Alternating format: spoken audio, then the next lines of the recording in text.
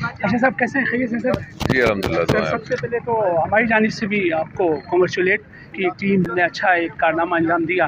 क्या कहना चाहेंगे, कितना खुश हैं आप?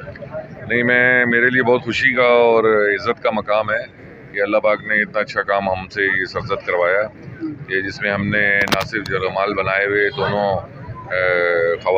खातून और बुज़ुर्ग को भी बचा लिया अल्लाह पाक ने, और दोनों जो मुल्ज़िमान थे उनको भी उनके अंजाम तक पहुंचाया। तो बेसिकली ये पब्लिक की भी हमारे साथ बहुत हौसला अफजाई थी। पब्लिक मौजूद थी वहाँ पे, लेकिन पब्लिक ने पुलिस का काफ़ी साथ दिया और पब्लिक दूर रही पुलिस को पुलिस का काम करने दिया। तो फिर हमारा सब इंस्पेक्टर है, उसने बड़ी जांफिशानी से, आपने ये देखा, तमाम कारनामे तो वायरल हैं माशाल्लाह से। अब ये फरमाइए सर, ये अपनी जगह में है, ये जो काबिल तहसीन अमल है, मगर सर अभी तक डकैतियाँ नहीं थमी हैं। उसमें जो है दिन ब दिन आप देखते हैं, और बहुत सारे मामला ऐसे हैं जो कि थाने लेवल में उसके FIR तक नहीं कटती। आप तो SHO रहे माशाल्लाह से, और बहुत सारी जो वारदातें हैं वो रिपोर्ट नहीं होती हैं। तो उस सिलसिले में क्या डायरेक्शन देंगे आप?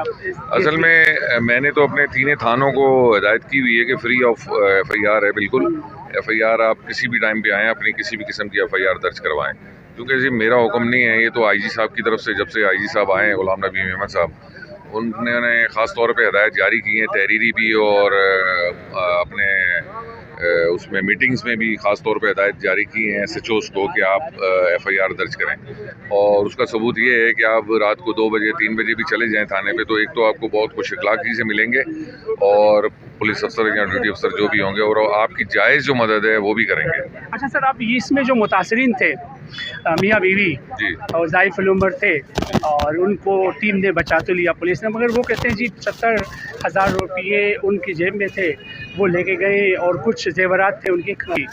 पुलिस जो है ना पूछताछ नहीं कर रही है कि आयात में कुछ पैसे भी लेके गए कि नहीं गए। आज ही मुझे इंटरव्यू दिया उन्होंने, उनकी जानिब से ये बात सामने आ गई कि हमसे पूछताछ तक नहीं हो रही है, तो हमारे 75,000 और 2 बालियाँ और 2 चूड़ियाँ कहा जा रहा है, एक चूड़ी जो कि जमाल साहब ने शो कराई है, तो ये उसको क्या हक नहीं मिलना चाहिए?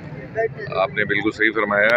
ये केस प्रॉपर्टी जो है वो हमने रिकवर की है 1,24,000 रुपये। तो वो इन्वेस्टिगेशन वाले, उसको ज़ाहिर है वो प्रॉपर्टी है, अगर तो वो अगर उनके पैसे हैं डाकुओं से जो रिकवर हुए हैं वो 1,24,000 हैं। उनकी मुद्दत में FIR नहीं करनी चाहिए थी?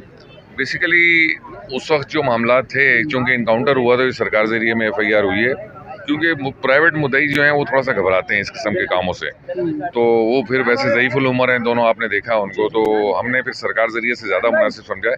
और सरकार ज़रिए में सबसे बड़ा फ़ायदा ये होता है कि सरकार ज़रिए जब मुद्दई होते हैं तो फिर कंप्रोमाइज़ नहीं होता उसके अंदर किसी सूरत। उनका हक कब मिलेगा सर? इंशाल्लाह उनको हक मिल जाएगा। उनको मैं इंचार्ज साहब से भी, बल्कि उनको राब्ता करना चाहिए IO से, क्योंकि प्रॉपर्टी तो पड़ी हुई है हमारे पास 1,24,000 रुपये ना सर, जब उसको किसी चीज़ का खबर होगा। FIR में उस चीज़ को मेंशन ही नहीं किया है, ना उन मुतासरीन से पूछा जा रहा। नहीं, कोई इसमें ऐसा कोई इतना इशू नहीं है कि अगर आपने FIR में मेंशन नहीं किया है तो उसमें एविडेंस में और मजीद बयान में हम इसको शामिल कर लेते हैं। हाँ, इसमें कोई फ़र्क नहीं पड़ता कि आपने शामिल नहीं हुआ तो आप आज के बाद उनको बुलाएंगे?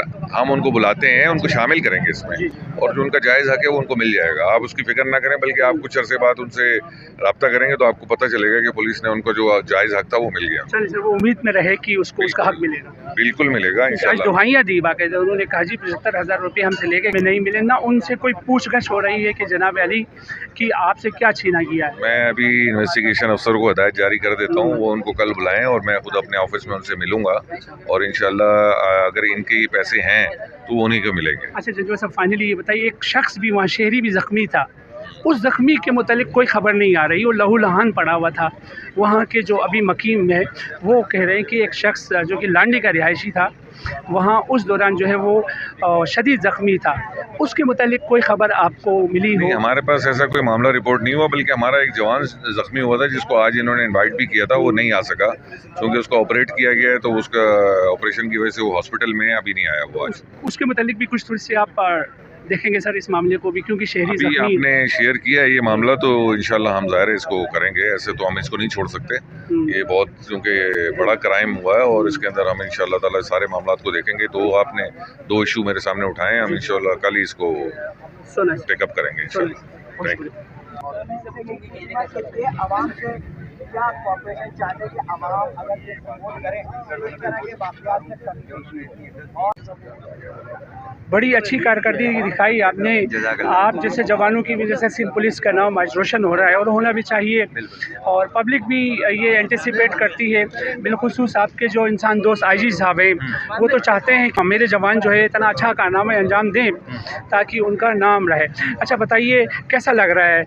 वो सही है जो कि क्या है, किसी भी वाक़ये में पीछे हटना या किसी वाक़ये में ऐसा बुर्दबारी के साथ आगे बढ़ना अच्छा लगता है आपको?